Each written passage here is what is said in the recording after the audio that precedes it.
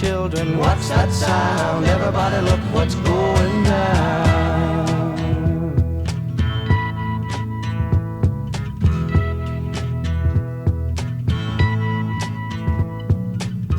There's battle lines being drawn, and nobody's right if everybody's wrong. Buffalo Springfield were an American/Canadian band formed in 1966 and lasting until 1968. They had some mild member changes, and they actually didn't have a lot of time to have a lot of changes. But members have included Stephen Stills, who later went on to be part of Crosby, Stills and Nash, and Neil Young, who had a solo career and then later became part of Crosby, Stills, Nash and Young. They mostly played around LA, and they released 3 albums. Hi, my name's Dan. This is a review of the album Buffalo Springfield by Buffalo Springfield. I'll try again to get that out. It was released in 1966. It was their first album. It's my first time listening to it. It starts with a song that I know, but I didn't know the title of the song, For What It's Worth. It's had a reasonable amount of airplay, I think, around. I certainly recognised it when I heard it. When the album was first released, that song, For What It's Worth, wasn't on the album, but it was recorded almost exactly when the album was released. And then it was a surprise hit. Is it ever not a surprise? No, maybe. And so then for subsequent pressings, it got included on the album. So I would describe this as being kind of 60s West Coast country rock / folk rock, but really just kind of 60s sound rock / pop rock. West Coast, I'm pulling that out because I think that there was a tendency on the West Coast to be somewhat less intense than some other areas. Some of the tracks here are a bit bluesier. Sit Down, I Think I Love You which is let me just check where it is. Third song on the album is pretty country. It kind of leans heavily into the country tropes.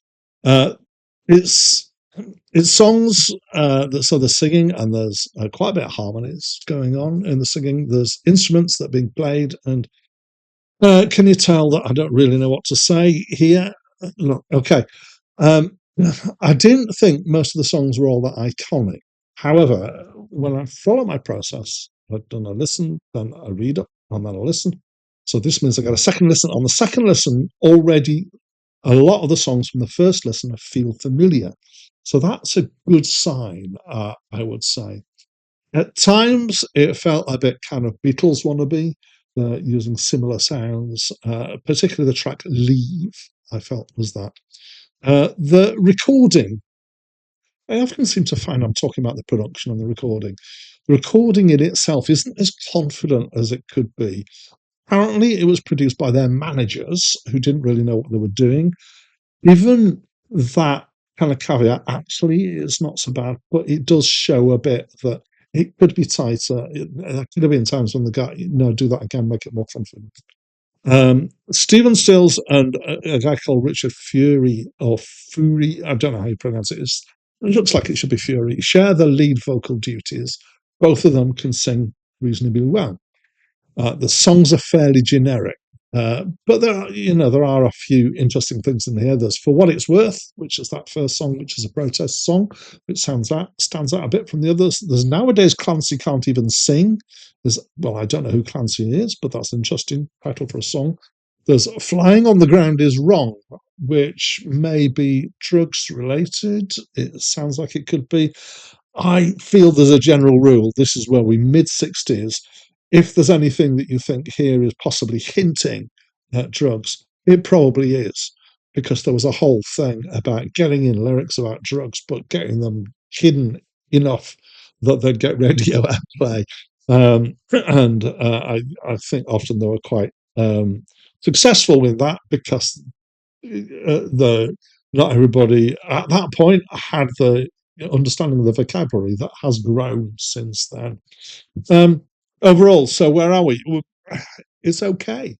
I would say I've bumped the score up a little bit due to the phenomenon of getting some familiarity from the first listen to the second, and so having an assumption that there's some strength there through that.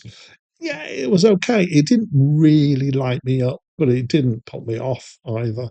It was a slightly better than So album from my perspective. I'd love to know what your opinion of the album is, though. So will you let me know, please, by leaving me a comment? There's a box down there especially for you to do that into. So, well, I'm not used to it.